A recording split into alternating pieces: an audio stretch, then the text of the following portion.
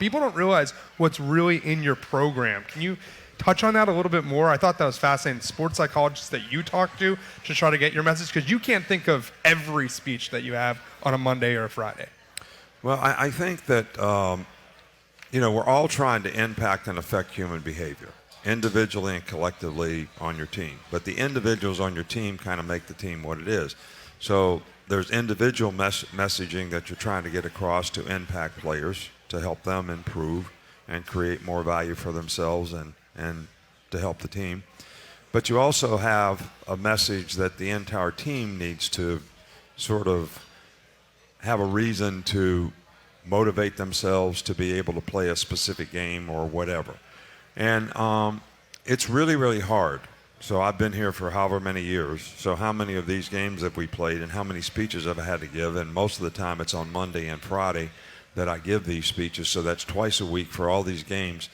So it's kind of hard you're almost saying the same thing. You're trying to emphasize the same thing, but you're trying to find different ways to get it across to the players, where one message may impact a third of the group, another way it would impact another third, and you're actually trying to get everybody on the team to be able to resonate on what you're trying to say. So to have people who have experience in impacting and affecting human behavior is really, really important. It's helped me as a coach. It's helped me deal with individual players. It's helped me have a better way to message, to players with new ideas in terms of things that you want to emphasize. I mean, basically, in any sport, it comes down to your ability to execute with consistency. Now, we could talk about 100 things that impact that, but part of it is your mindset. I mean, for all of us in this room, like I said, look in the mirror. I mean, what's your mindset every day relative to what you want to accomplish and what you want to do, and how much discipline do you have to see that through every day? I mean, we all could say that. Well, it's no different for players. Just because they have athletic ability to play at Alabama doesn't mean they're any different than you and me and anybody else in terms of what is their mindset to try to be and accomplish what they can accomplish. So, basically, we're all have the human condition, which the human condition is to survive. Okay, so we just want to be comfortable, and we're kind of taught that, and our society teaches us that. We tell a guy, if you sell 10 cars this month, you get to go to the Bahamas. Well, he's not going to go sell 20. He's going to sell 10, go and sit in his chair and eat Tostitos and drink beer and say, won a trip to the Bahamas. He's not going to try to win the championship and sell more cars than anybody ever sold. That's normal. Okay, that's normal. If we have our football players thinking like that, we're not going to win very many games. But they still are human. They still have the human condition.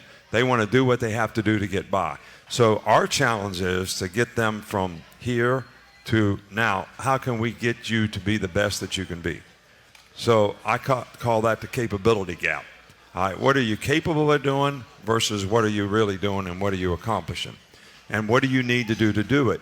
And but people think that just because somebody has talent and ability, they have this championship attitude to be the best that they can be. And that's not always the case. And there's a lot of people that have ability that need to learn how to challenge themselves to be the best that they can be. And in our case, and one of the things that we fight, quite a bit, because there's a lot of social media, a lot of these kids now get a lot of their positive and self gratification from external factors, and they're kind of geared that way. So to try to get them to be intrinsically motivated, and they've always been better than everybody else. So there's never been this sense of urgency that they need to do things and pay attention to detail and do the little things right. So to change that mindset, I mean, having people who understand human behavior and can direct. And, we have these people talk to the players. We have them interview every player. Wow. And they tell us how we need to coach a guy so that we may be able to get him to that point a little more quickly because of his personality type or whatever. So if you have an obsessive-compulsive personality guy who really is driven, perfectionist, everything's got to be a certain way in his room, but that's the way he plays and that's the way he does things, you got to coach that guy different than some guy who has all kind of ability and is casual, about everything that he does, and just kind of almost lazy in terms of his effort and his ability to perform. So those two guys need to be treated entirely different. They have a different mindset, but they need to be coached differently. So if you don't have somebody who is an expert in human behavior trying to help you through all that, I'm not smart enough. I promise you, I'm not smart enough. And nobody probably where I came from in West Virginia is smart enough to be able to figure all that out.